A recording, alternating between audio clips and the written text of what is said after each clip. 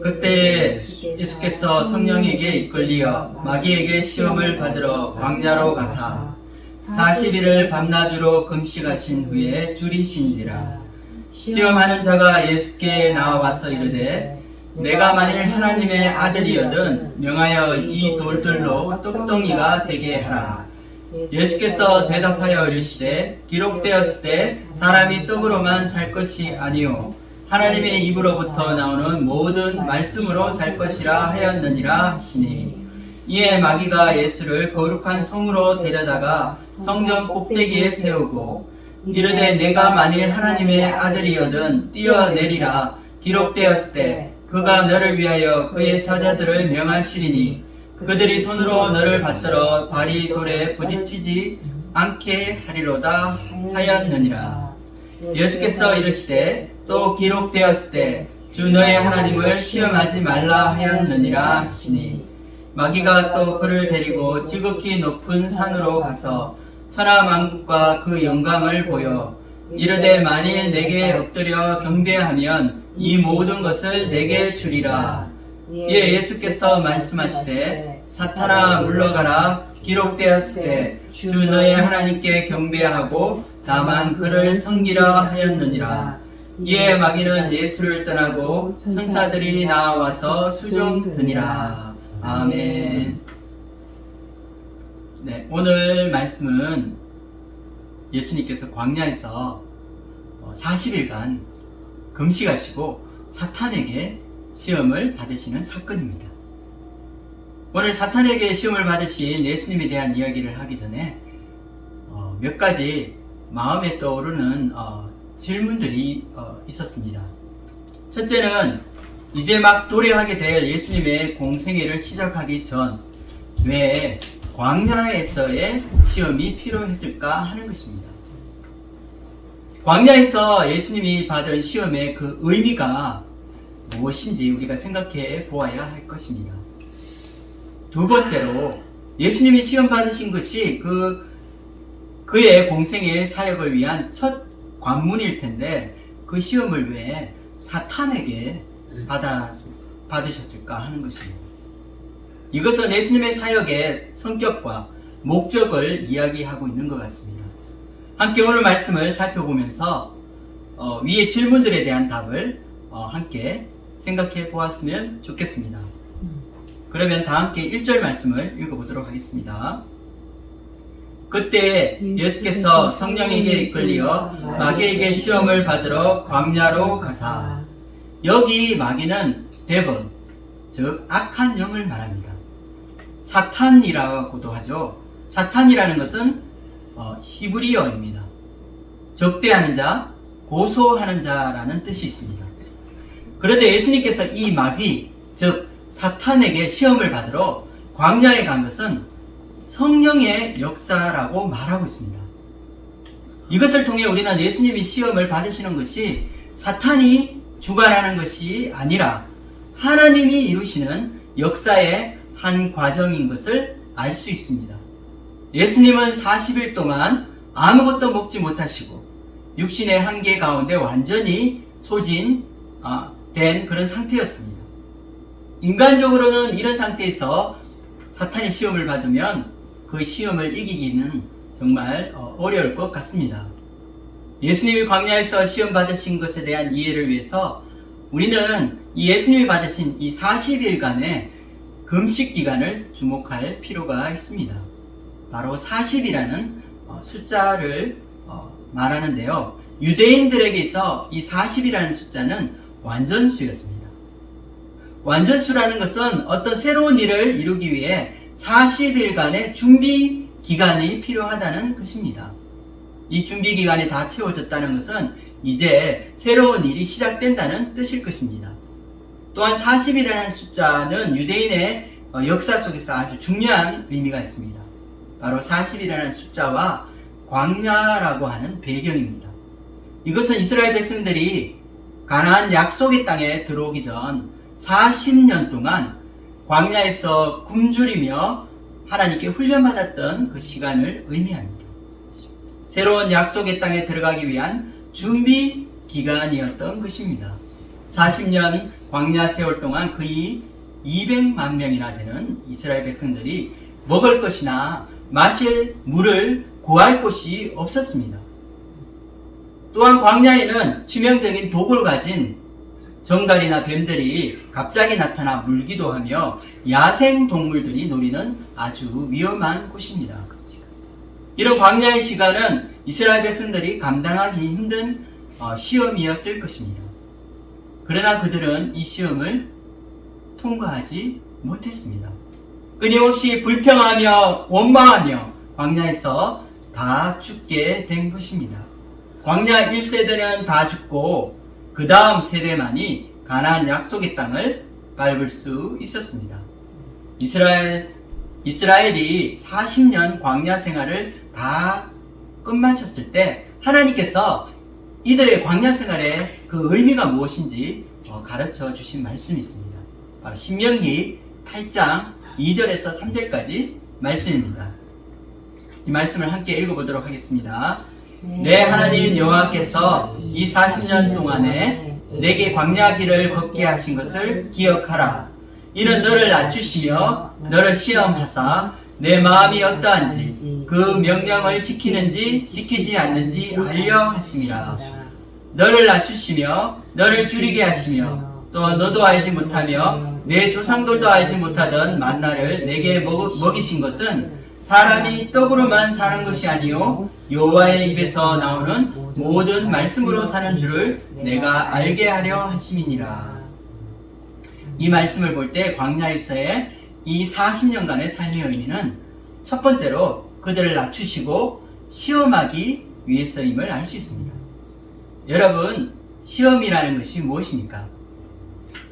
시험이라는 것은 테스트죠. 그런데 시험을 우리가 칠 때는 시험을 치는 목적이 있습니다. 보통 우리가 학교에서 시험을 치는 것은 얼마나 그 과목을 잘 학습하고 있었으며 또 얼마나 잘 알고 있는지 알기 위해서입니다. 그래서 시험을 통과하게 되면 우리는 다음 단계로 넘어가거나 다음 학년으로 올라갈 수 있습니다. 그렇다면 하나님이 이스라엘을 시험하시는 그 이유가 무엇일까요? 그것은 그들의 마음이 어떠한지 알기 위해서입니다. 기본 생활권이 보장되어 있지 않은 이 광야 생활 가운데 힘들고 어려운 상황을 만났을 때 그들이 여전히 하나님의 말씀을 소중히 여기고 그 명령을 지키는지 알아보기 위해서입니다. 그런데 그들은 이 시험에 실패했고 그래서 약속의 땅에 들어가지 못했습니다. 그렇다면 예수님께서는 조상들이 실패한 이 시험을 왜 치르시게 되었을까 하는 것입니다. 바로 예수님이 이스라엘의 구원자이신 메시아로 오셨기 때문입니다. 메시아는 이스라엘을 대표하게 됩니다. 메시아의 운명이 바로 이스라엘의 운명과 함께 하는 것입니다. 이스라엘이 실패했을지라도 만약 예수님이 성공하시면 이스라엘 전체가 다 성공하게 되는 것입니다. 반대로 예수님이 실패하시면 이제 이스라엘은 소망이 없습니다. 예수님이 실패하시면 하나님의 언약을 지킬 수 없게 되기 때문입니다. 이스라엘 백성들이 실패한 40년간의 광야 시험을 메시아이신 예수님께서 통과하셔야 합니다. 이것은 또한 메시아 되신 예수님께서 이 광야 시험을 통과하심으로 예수님이야말로 진정으로 이 땅에 오신 하나님의 아들 메시아이심을 온 세상에 알리는 것이 될 것입니다. 이제 우리는 앞에서 제시한 첫 번째 질문에 대한 답을 할 수 있게 되었습니다. 첫 번째 질문은 이제 막 시작하게 될 이 예수님의 공생애를 위해서 왜 광야에서의 시험이 필요했을까 하는 것입니다. 예수님이 광야에서 시험 받으신 그 의미가 무엇이냐 하는 것입니다. 그것은 예수님이 이 땅에 오신 하나님의 아들 메시아로서 인정받는 과정이라고 말할 수 있습니다. 예수님은 이 광야 시험을 통해서 자신이 하나님의 아들이신 바로 메시아로 이 땅에 오셨음을 증명하고 선포할 수 있습니다. 히브리 문화권에서 보면 우리가 어떠한 특별한 지위에 올라갔을 때 그 사람이 그 위치에 합당한 사람이라는 증거를 보여주어야 했다고 합니다. 마치 행정부의 장관이 임명되었을 때 의회 청문회에서 검증받는 과정도 그와 같을 것입니다. 여러분, 의회 청문회를 본 적이 있으십니까? 굉장히 치열한 그 관문을 통과해야 합니다. 그래서 그 사람이 얼마나 그 행정에 능력이 있느냐 그것만 보는 것이 아니고 그 사람의 삶과 그 주변의 사람들, 도덕적으로 윤리적으로 아무 흠이 없는 검증된 사람이 이제 행정부의 장관들이 되는 것입니다.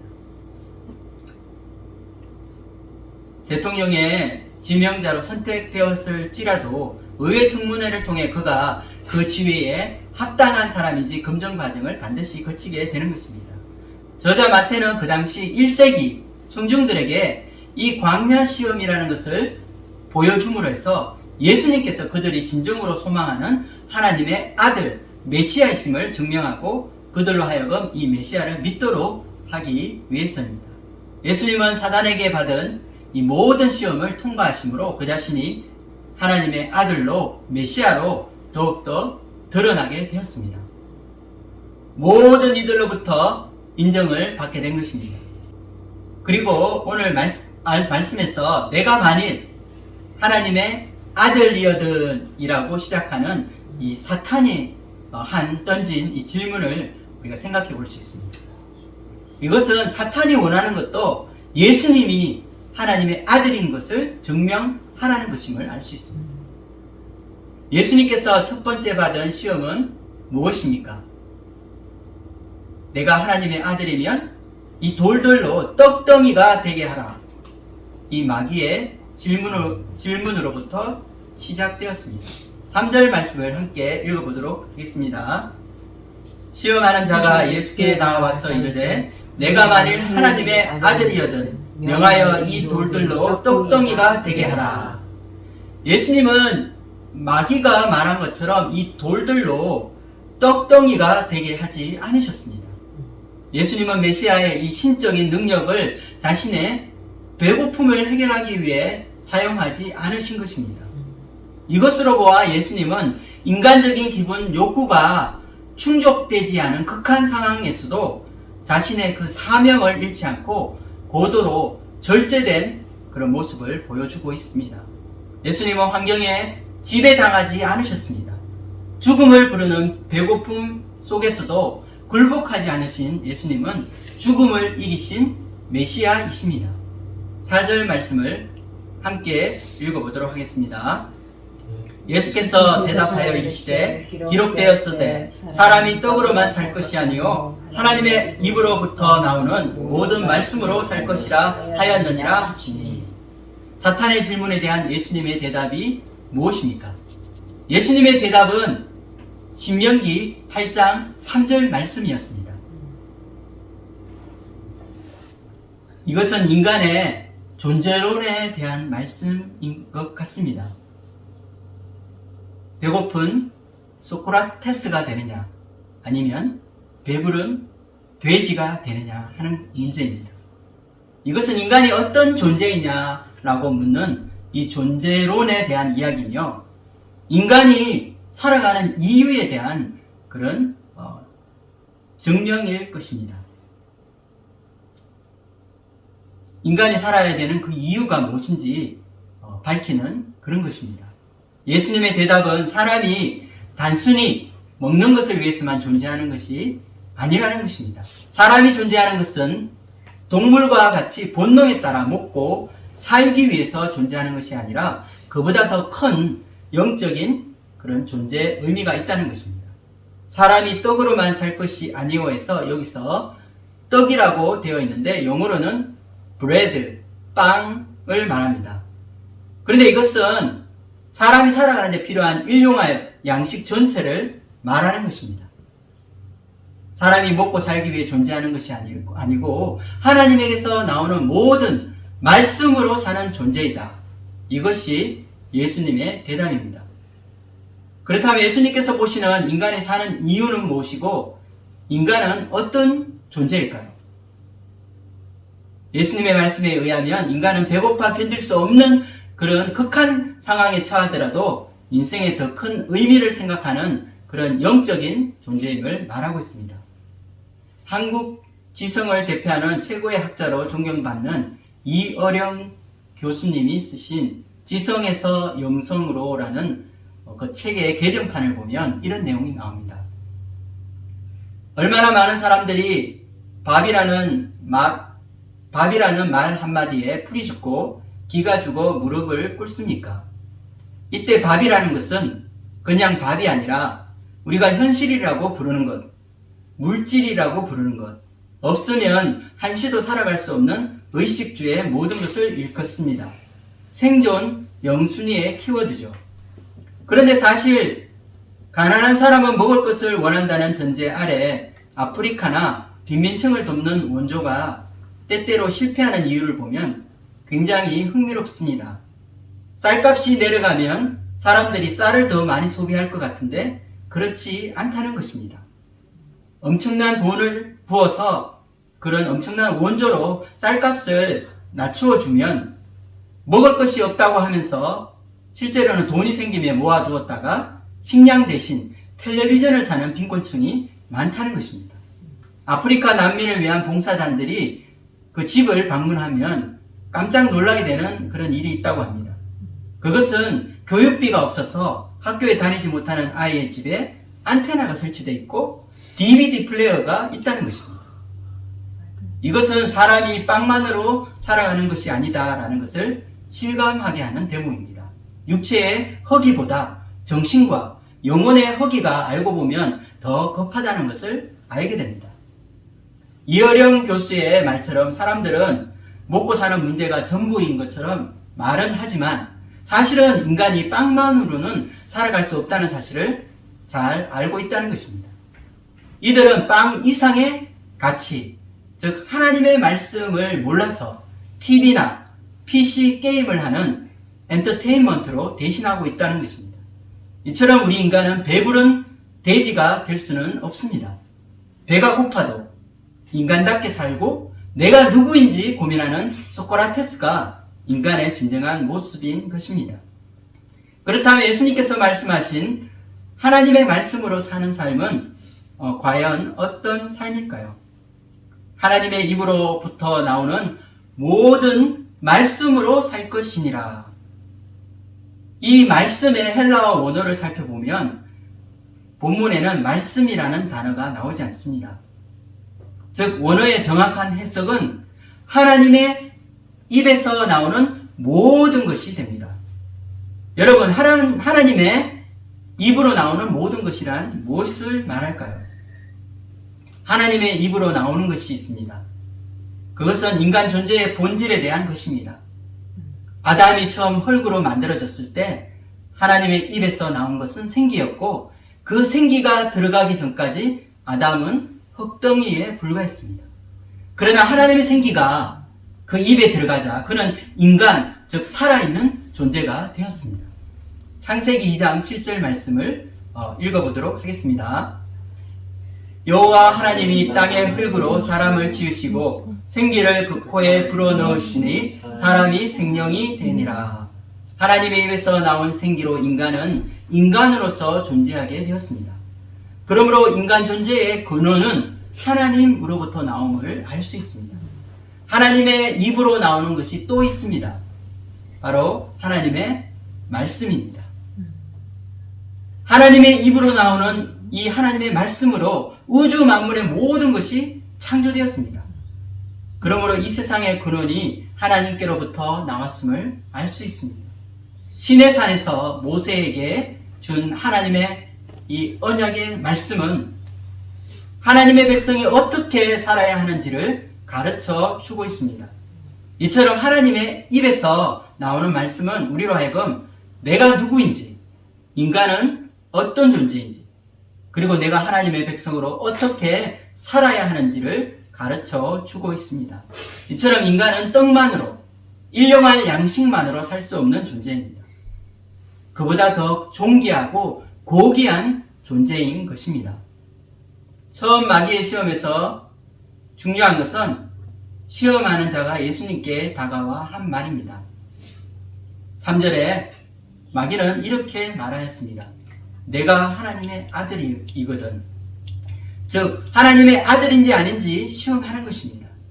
그리고 이 시험은 배가 고프니 돌들로 떡덩이가 되게 하라는 것입니다. 그런데 이 시험은 예수님이 하나님의 아들일 때만 유효한 시험입니다. 만약 우리와 같이 평범한 자에게 너 배고프니까 돌로 떡덩이가 되게 만들어 보라고 한다면은 우리는 그 앞에서 한숨만 푹 쉬고 있을 것입니다. 왜냐하면 그럴 능력이 없기 때문입니다. 그렇습니다. 하나님의 아들이기 때문에 시험이 되는 것입니다. 그렇게 할 수 있는 권능이 있는 하나님 아들에게만 적용될 수 있는 시험이라는 사실입니다. 예수님께서는 하나님의 아들로서 돌을 떡으로 만들 수 있는 그 권능을 가지고 계십니다. 하지만 그 능력을 자신을 위해서 사용하지 않으시므로 자신의 내면의 욕구를 하나님이 원하시는 그 뜻에 복종시키셨습니다. 이것이 이 시험의 핵심입니다. 하나님의 뜻에 순종하기 위해 나의 그 욕구마저 복종시킬 수 있느냐 하는 것입니다. 하나님 앞에서 내가 당연히 요구할 수 있는 나의 권리와 능력을 주님을 위해서 내가 포기할 수 있느냐 하는 것입니다. 이렇게 자신의 능력과 권리를 포기할 수 있는 자가 존귀한 하나님의 아들이 되는 것입니다. 이렇게 예수님이 자신의 능력과 권리를 포기한 사건이 마태복음 26장에 또 나오게 됩니다. 예수님이 가룟 유다의 배신으로 잡혀가실 때 베드로가 칼을 휘둘러서 대제사장의 종의 귀를 자르게 됩니다. 그때 예수님께서 이렇게 말씀하셨습니다. 너는 내가 내 아버지께 구하여 지금 12군단 더 되는 천사를 보내시게 할 수 없는 줄로 아느냐. 마태복음 26장 53절 말씀입니다. 예수님은 12군단이나 더 되는 천사를 보내실 수 있는 권세를 가지고 계신 분이십니다. 여기서 군단이라고 했을 때 그 당시 로마 그 군단이 6,000명 정도의 인원이 되었다고 합니다. 그렇다면 12군단이라는 것은 사실 어마어마한 숫자입니다. 그것도 사람이 아니라 천사가 12군단입니다. 여러분 기억나십니까? 천사 하나가 18만 5천 명을 죽인 것을 기억하십니까?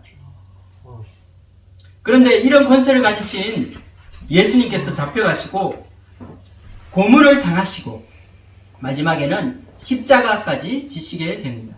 예수님이 힘이 없어서 당하시는 것이 아닌 것입니다. 하나님의 아들이 만약 거부한다면 언제든지 그만둘 수 있는 십자가의 길이었습니다. 그런데 이 땅에 메시아로 오신 하나님의 아들은 자신이 가지고 있는 당연한 권리와 능력을 쓰지 않았습니다. 하나님의 더 큰 뜻을 이루기 위해 참고 인내하고 핍박을 견디신 것입니다. 자신의 본능을 쓰지 않는 것이 하나님의 아들에게 요구되는 중요한 자질이었던 것입니다. 하나님의 자녀로 이 땅에 살아가는 우리에게도 필요한 자질이 있습니다. 그것은 우리에게 권리가 있고 사용할 수 있는 권능이 있을지라도 하나님의 큰 뜻을 이루기 위해 참고 자제할 수 있느냐 하는 것입니다. 그 예가 사도행전에 나옵니다. 사도 바울이 마케도니아의 환상을 보고 이 마케도니아 첫 성 빌립보에서 복음을 전할 때에 귀신 들린 여종 하나를 고쳐주었습니다. 그런데 점치는 것으로 많은 수익을 얻고 있던 그 종의 주인은 자신의 여종이 정상으로 돌아가서 더 이상 점을 칠 수 없게 된 것을 알게 되었습니다. 그래서 그는 여종을 고쳐준 사도 바울을 고소하게 되었습니다. 이로 인해 사도 바울과 실라는 빌립보 감옥에 갇히게 된 것입니다. 사도행전 16장 22절에서 24절까지 읽어보겠습니다. 무리가 일제히 일어나 고발하니 상관들이 옷을 찢어 벗기고 매로 치라 하여 많이 친 후에 옥에 가두고 간수에게 명하여 든든히 지키라 하니 그가 이러한 명령을 받아 그들을 깊은 옥에 가두고 그 발을 차고에 든든히 채웠더니 그런데 문제는 사도 바울이 로마 시민권을 가졌다는 사실입니다. 그 당시 로마 시민권을 가진 자를 정식 재판 없이 때리거나 감옥에 가두는 것은 불법이었습니다. 그러나 이해가 되지 않는 것은 사도 바울이 자신의 이 로마 시민으로서의 이 권리를, 이 당연한 권리를 요구하지 않았다는 것입니다. 그는 순순히 끌려가서 매를 맞고 감옥에 갇혔습니다. 그리고 사도 바울이 감옥에 갇혔기 때문에 나중에 복음을 듣고 구원을 받은 감옥의 간수와 그의 가족들이 있었던 것입니다. 사도 바울은 빌립보 감옥에 있는 이 간수와 그 가족을 구원하기 원하시는 하나님의 크신 뜻을 이루기 위해서 자신의 권리를 포기하게 된 것입니다. 세상 사람들은 조그만 권력을 가지고 있어도 그것을 마음대로 휘두르고 사람들에게 과시합니다. 그만한 권세가 있고 능력이 있으시지만 하나님의 영광을 위해 핍박받으시고 능력과 모멸을 당하신 예수님이 계십니다. 우리를 위해 부끄러운 십자가를 지신 그 예수님을 생각해 보십시오.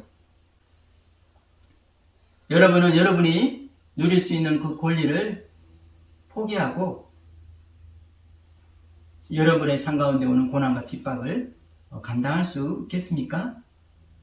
예수님께서는 악한 자를 대적하지 말고 누구에게든지 오른 뺨을 치거든 왼편도 돌려대라고 말씀하셨습니다. 우리를 고발해서 속옷을 가지고자 하는 자에게는 겉옷까지도 가지게 하라고 하십니다. 억지로 오리를 가게 하면 심리를 함께 동행하라고 말씀하셨습니다. 우리는 왜 이렇게 해야 하는 것일까요? 누군가 우리의 오른뺨을 때리면 우리는 항의할 수 있고 또 그 사람이 나에게 한 폭력에 대한 소송을 우리는 할 수 있는 권리가 있습니다.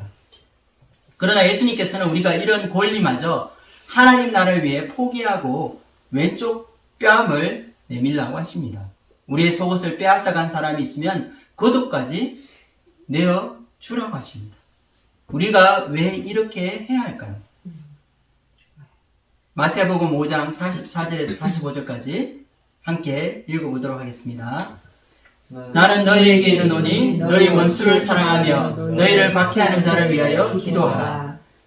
이같이 한즉 하늘에 계신 너희 아버지의 아들이 되리니 이는 하나님이 그 해를 악인과 선인에게 비추시며 비를 의로운 자와 불의한 자에게 내려주심이라.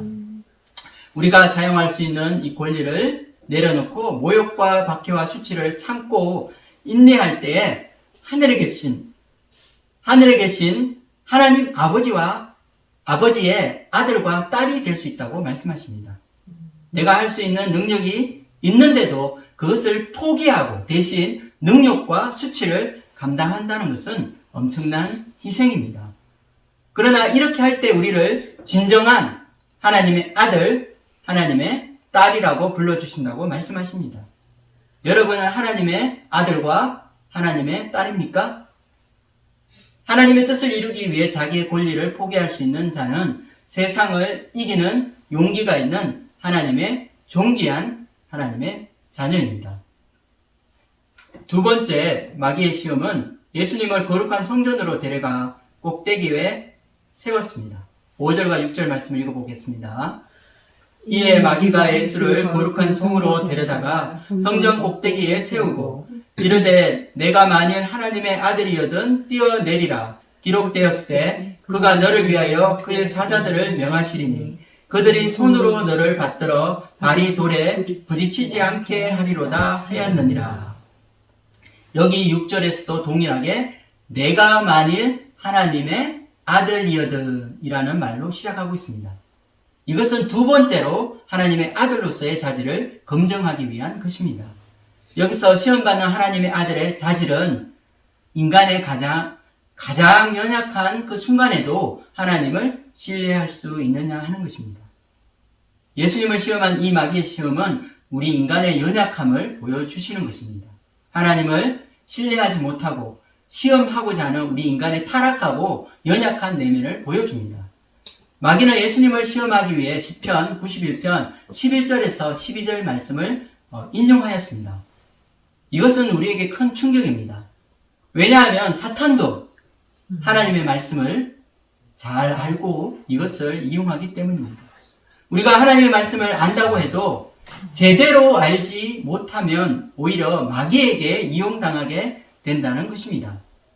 여러분, 많은 이단들이 하나님의 말씀을 잘못 해석해서 이단의 길로 빠지는 것을 아십니까? 또한 이것은 하나님의 말씀을 제대로 알고 있지 않으면 우리가 스스로 시험에 빠질 수 있음을 보여주고 있습니다. 그래서 우리가 하나님의 말씀을 연구하고 공부하는 것이 중요합니다. 성경을 많이 읽는 것도 중요하지만 한 말씀이라도 한 구절이라도 제대로 그 의미를 알고 배우는 것이 중요하다는 그런 뜻입니다. 그렇다면 마귀가 예수님에게 시험한 시험의 요지가 무엇일까요? 그것은 하나님에 대한 신뢰의 문제입니다. 마귀가 이야기한 것처럼 우리가 성전에서 뛰어내려서 하나님이 나를 지켜주시는지 아닌지를 시험할 필요가 없다는 것입니다. 우리가 뛰어내리면 발이 돌에 부딪히지 않게 지켜주신다는 그 뜻은 우리 인생의 길에서 지켜주신다는 의미입니다. 그런데 굳이 높은 곳에서 뛰어내리면서 하나님이 나를 보호해 주시는지 안 하는지 한번 테스트해 보겠습니다 하는 것은 아주 어리석은 짓입니다. 떨어져 죽을 것이기 때문입니다. 하나님은 우리가 신뢰하고 믿어야 할 존재이기 때문입니다. 우리가 의심하고 시험해야 할 존재가 아니라는 것입니다. 이스라엘 백성들이 40년 광야 생활에서 저지른 죄악이 바로 하나님을 시험하는 것이었습니다. 밤낮 하나님을 원망하고 의심하며 입에 불평과 불만을 달고 살았습니다. 그가 그곳 이름을 마사 또는 머리바라 불렀으니 이는 이스라엘 자손이 다투었음이요.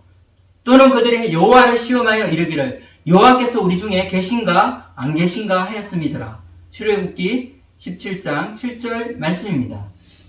내 영광과 애국과 광야에서 행한 내 이적을 보고서도 이같이 10번이나 나를 시험하고 내 목소리를 청종하지 아니한 그 사람들은 민수기 14장 22절 말씀입니다. 이 민수기 14장 말씀은 이스라엘 백성이 광야에서 10번이나 하나님을 시험하였다고 말하고 있습니다. 시험하는 것은 하나님을 불신하는 것입니다. 하나님을 신뢰하지 않고 자기 생각과 자기 판단을 더 의지하는 것입니다. 그래서 예수님의 대답은 주 너의 하나님을 시험하지 말라는 신명기 6장 16절 말씀입니다. 7절 말씀을 함께 읽어보도록 하겠습니다. 예수께서 이르시되 또 기록되었으되 주 너의 하나님을 시험하지 말라 하였느니라 하시니. 시험을 이기는 방법이 무엇일까요? 우리 인생에 우리가 살아가면서 만나게 되는 수많은 시험들이 있습니다. 우리가 어려운 가운데서 시험을 당한다는 것은 우리 마음에 하나님을 믿느냐 안 믿느냐 하는 문제입니다. 하나님을 시험한다는 것은 하나님을 의심하는 것을 말합니다. 그것은 사탄의 방법이며 또 사탄의 함정입니다. 우리가 인생의 위기를 만났을 때 우리는 어떻게 해야 할까요? 어떤 분은 비즈니스의 위기를 맞아서 결국 망하게 된 분도 있습니다. 가정의 위기가 찾아오고 건강에 문제가 생기기도 합니다. 갑작스러운 사고로 앞길이 캄캄한 상황을 만나는 때가 있을 것입니다. 우리의 삶에 어려움이 찾아왔을 때 우리가 해야 할 것은 무엇일까요? 하나님을 원망하고 그분의 절대적인 사랑을 의심해서는 절대로 그 시험을 이길 수 없습니다. 이기는 방법은 우리가 하나님 앞에 엎드리는 것입니다. 내 인생이 망하더라도 나는 하나님만을 붙들겠다는 결심입니다. 내가 모든 것을 잃을지라도 하나님을 신뢰하고 믿겠습니다 하고 엎드리는 것이 승리의 비결입니다. 우리가 어떻게 하면 이렇게 하나님께 대한 신뢰와 믿음을 끝까지 붙들고 그 눈앞에 있는 시련을 견디고 이길 수 있을까요? 하나님을 붙들고 싶어도 그렇게 할 수 없을 때가 있습니다. 내 마음의 의심이 고개를 들고 하나님께 대한 원망과 불신이 내 마음을 흔들 때가 있습니다. 이때 우리는 변치 않으시는 하나님의 사랑을 붙들어야 합니다. 우리가 극심한 고통과 역경 앞에서 하나님의 사랑을 의심하게 되는 이 시험을 이겨야 하는 그 이유는 우리가 존귀하고 고귀한 하나님의 자녀이기 때문입니다. 예수님께서 보여주신 하나님 아들의 그 자질은 십자가 위에서도 그분이 비참하게 죽어가고 있을 때에도 하나님께 대한 신뢰와 사랑을 버리지 않은 것입니다. 하나님의 아들이 오신 것은 십자가에 죽기 위해서입니다. 십자가에서 죽는다는 것은 육체적으로 견디기 힘든 가장 고통스러운 형벌이기도 하지만 예수님의 시험은 이보다 더 큰 것이었습니다. 그것은 가장 사랑하는 하나님 아버지로부터 버림받게 되는 고통을 말합니다. 미국의 유명한 신경외과 의사였던 이븐 알렉산더 박사님의 실화를 담은 책이 있습니다. 나는 천국을 보았다. 이 책은 뉴욕타임즈 베스트셀러가 되었습니다. 이분은 하버드대 메디칼 교수이자 의사이십니다. 하버드 의과대학 교수쯤 되면 아마 우리 생각에는 자존감이 높고 또 자기 정체성, 아이덴티티가 분명할 것이라고 생각할 수 있습니다. 그러나 이분은 아주 어릴 적 부모에게 버림받고 입양되어서 양자로 들어오게 되었습니다.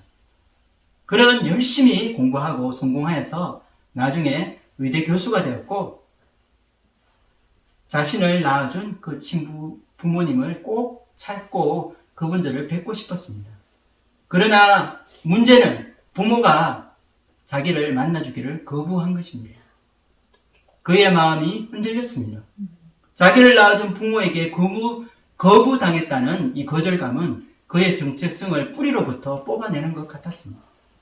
그는 나중에 그의 글에서 하버드대 의대 교수로 사람들에게 인정받고 모든 사람들에게 칭찬받는 그 명성이 있다 하더라도 마음 깊은 곳에서는 늘 버림받았다는 그 느낌을 지울 수 없었다고 합니다.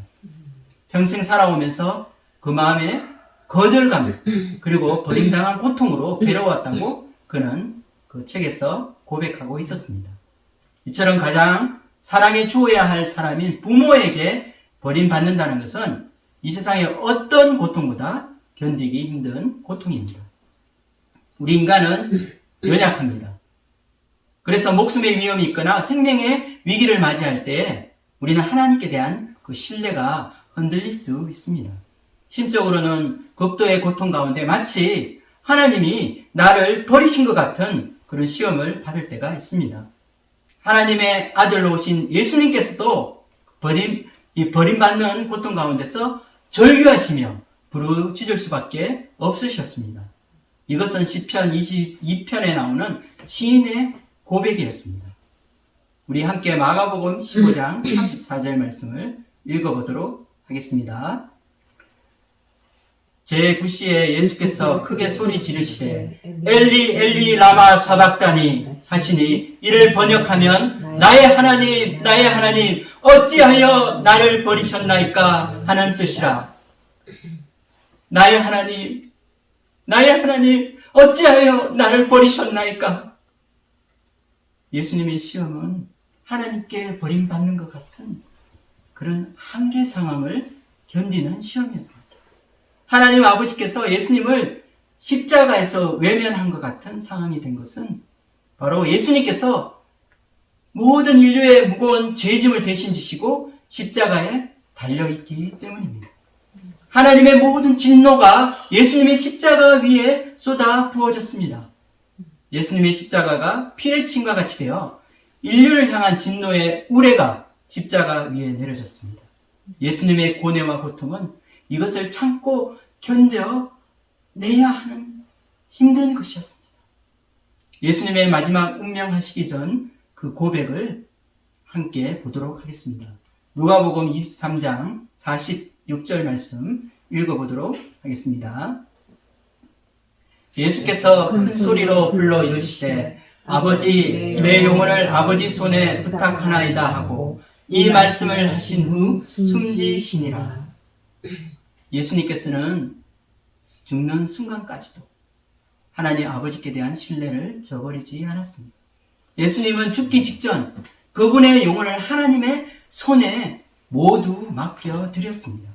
이것은 전적인 믿음의 표현입니다.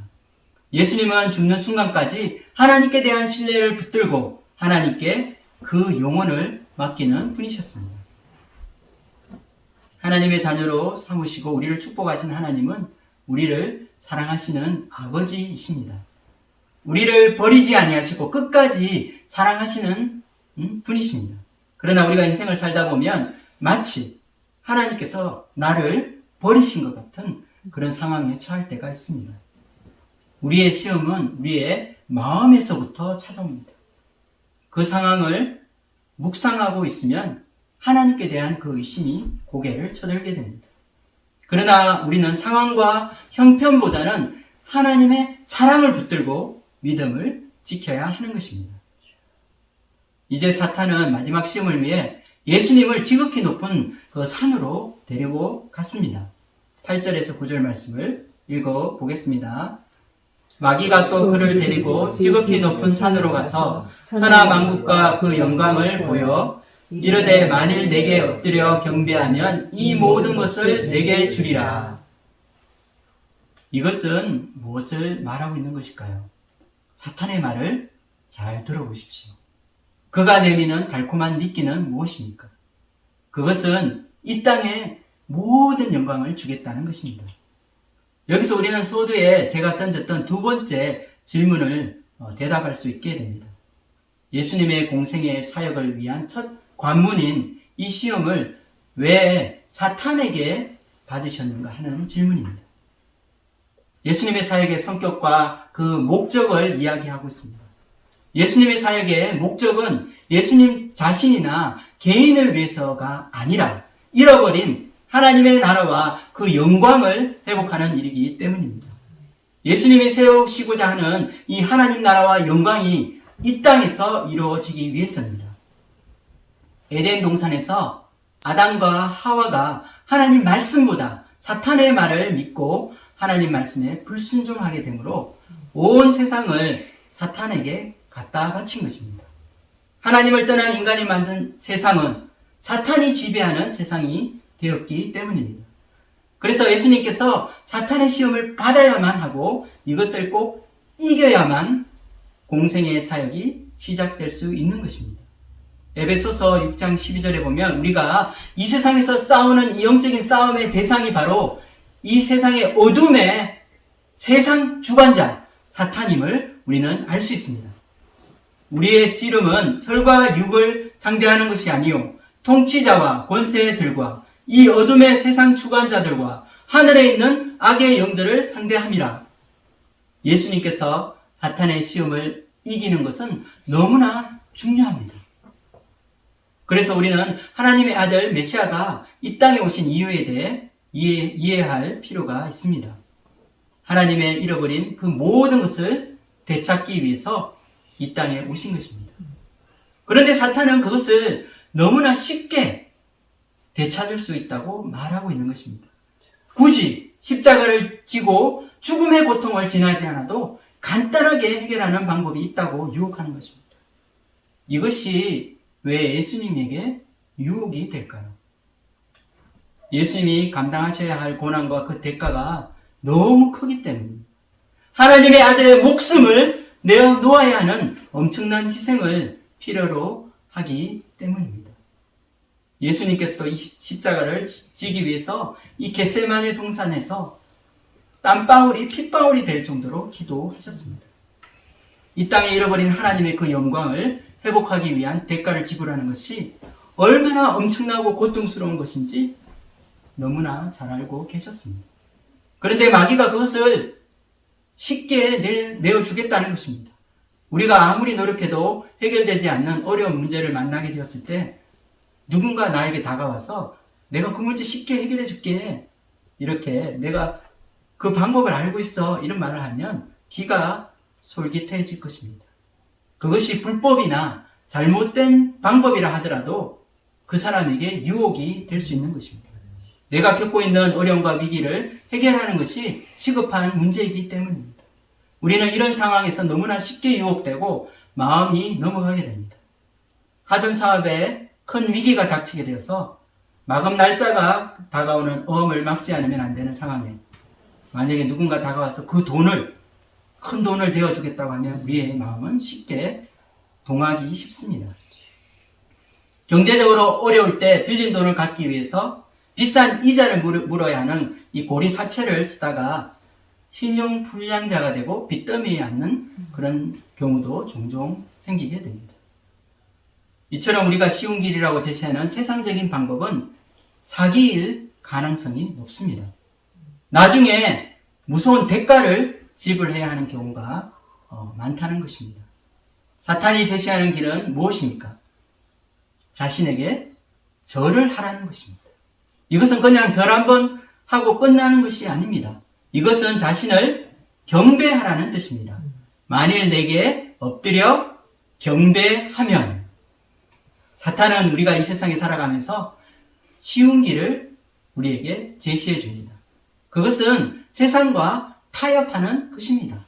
수많은 사람들이 지름길로 인도하는 이런 쉬운 길을 택하게 됩니다. 눈 한번 딱 감고 타협하게 되면 모든 문제가 해결된다는 것입니다. 불법을 저지르고 편법으로 쟁취하라는 것입니다. 우리가 하나님의 방법이 힘들고 어렵다고 포기해버리고 세상의 방법을 선택하는 것은 어리석은 일입니다. 세상의 방법을 받아들이고 세상을 쫓는 것은 우상 숭배이기 때문입니다. 우리의 가정에서, 일터에서, 그리고 삶의 현장에서 너무나 많은 유혹들이 도사리고 있습니다. 조금만 타협하면 일이 잘 될 것 같습니다. 하나님의 방법대로 나가다가는 경쟁에서 지고 내 인생이 망할 것 같습니다. 하지만 하나님의 방법을 포기하는 것은 하나님을 의지하지 않고 세상을 의지하는 것입니다. 인생의 많은 선택의 길에서 하나님 앞에서 행하며 정직한 방법을 선택하는 것은 하나님이 우리에게 주신 용기입니다. 예수님은 어떻게 하셨습니까? 끝까지 말씀을 의지해서 예수님은 사탄을 물리치셨습니다. 하나님께만 경배하라는 신명기 6장 13절 말씀을 주셨습니다. 10절 말씀을 함께 읽어보도록 하겠습니다. 이에 예수께서 말씀하시되 사탄아 물러가라. 기록되었으되 주 너의 하나님께 경배하고 다만 그를 섬기라 하였느니라. 예수님에게는 하나님의 말씀 기준 외에는 다른 타협점이 없었습니다. 이것이 세상 사람들의 눈에는 외골수로 보이고 너무 답답하고 편협해 보일 수도 있습니다. 그래서 세상 사람들은 크리스찬들을 비웃습니다. 너무 독선적이라고 우리를 조롱합니다. 그러나 원래 진리라는 것이 타협점이 없는 배타적인 성격을 가지고 있는 것입니다. 만약 진리라고 하는 것이 타협할 수도 있고 또 바뀔 수도 있고 또 다른 의견도 받아들이고 수용할 수 있다면 그것은 더 이상 진리라고 할 수 없습니다. 진리는 이 세상의 유일한 길을 말합니다. 예수님은 이 세상의 유일한 길을 가기 위해 이 땅에 오신 하나님의 아들이십니다. 그분은 아무도 가지 않은 가시밭길, 이 십자가의 길을 선택하셨습니다. 이 길만이 인류를 죄와 사망의 권세에서 해방시키고 진정한 자유와 하나님의 나라를 선물로 줄 수 있는 유일한 길이기 때문입니다. 예수님이 타협하지 않으시고 진리의 길을 선택했다면 우리도 이 예수님과 같이 타협하지 않고 진리의 길을 선택해야 합니다. 세상에는 많은 길이 있는 것처럼 보입니다. 그러나 단지 두 가지 길밖에 없습니다. 진리의 길과 멸망의 길입니다. 예수님은 사탄이 내미는 미끼를 물지 않았습니다. 그것은 거짓이기 때문입니다. 하나님의 아들이 이 땅에 온 것은 인간이 에덴 동산에서 하나님을 믿지 않고 사탄을 선택함으로 이 땅에 들어오게 된 모든 무질서와 혼란, 불법과 타락을 다시 회복해야 하기 때문입니다. 사탄에게 절한다고 그것이 회복되는 것이 아닙니다. 이것은 기만이고 속임수입니다. 사탄은 우리에게 한번 고개 숙이고 눈 감으면 모든 것이 잘 될 것처럼 말합니다. 그러나 진리 앞에 우리가 진리를 선택하지 않고 세상 방법을 선택한다면 우리에게 소망이 없습니다. 진리의 길은 좁고 협착한 길이며 소수의 사람만이 가는 길입니다. 십자가의 길이며 자기 부인의 길입니다. 그러나 그 길 끝에는 우리에게 약속하신 영원한 생명이 기다리고 있습니다. 말씀을 정리하겠습니다. 예수님은 왜 광야에서 40일간 줄이시고 또 사탄에게 시험을 받으신 것일까요? 그것은 예수님께서 사탄에게 빼앗긴 이 땅을 모두 회복하고 하나님의 나라를 세우기 위해 이 땅에 오신 하나님의 아들이시기 때문입니다. 예수님이 이 시험을 통과하심으로 실패했던 그 이스라엘을 대표해서 이 땅에 오신 메시아이심을 세상에 선포하게 되었습니다. 먼저 예수님께서는 굶주리시는 극한 상황 가운데서도 돌로 떡을 만들어 자신의 욕구를 채우지 않으셨습니다. 예수님은 하나님의 아들로서의 권리를 내려놓으시고 우리를 위해 오히려 십자가를 지셨습니다. 하나님의 크신 뜻을 위해 자신의 능력을 사용하지 않고 포기하신 것입니다. 우리가 하나님의 자녀라면 우리의 삶 가운데 하나님을 위해 포기하는 것이 있어야 합니다. 나의 유익과 권리를 내려놓고 주님을 위해 작은 것 하나라도 희생할 수 있는 사람이 바로 진정으로 하나님의 자녀이기 때문입니다. 두 번째 시험은 인간의 가장 연약한 순간에도 우리가 하나님을 신뢰할 수 있느냐 하는 질문입니다. 우리가 처한 처지와 형편은 사람마다 다릅니다. 그러나 어떠한 상황 가운데서도 하나님의 사랑을 의심해서는 안 되겠습니다. 다른 모든 것을 잃어버린다 하더라도 하나님께 대한 신뢰를 저버리지 않는 저와 여러분이 되기를 소원합니다. 마지막 시험은 병들고 타락한 이 세상에서 타협하지 않고 진리의 길을 선택하는 용기가 있는지 우리에게 질문하고 있습니다. 세상 영광을 버리고 십자가의 길을 선택하고 세상적인 방법을 버리고 하나님의 방법을 쫓을 수 있기를 기도합니다.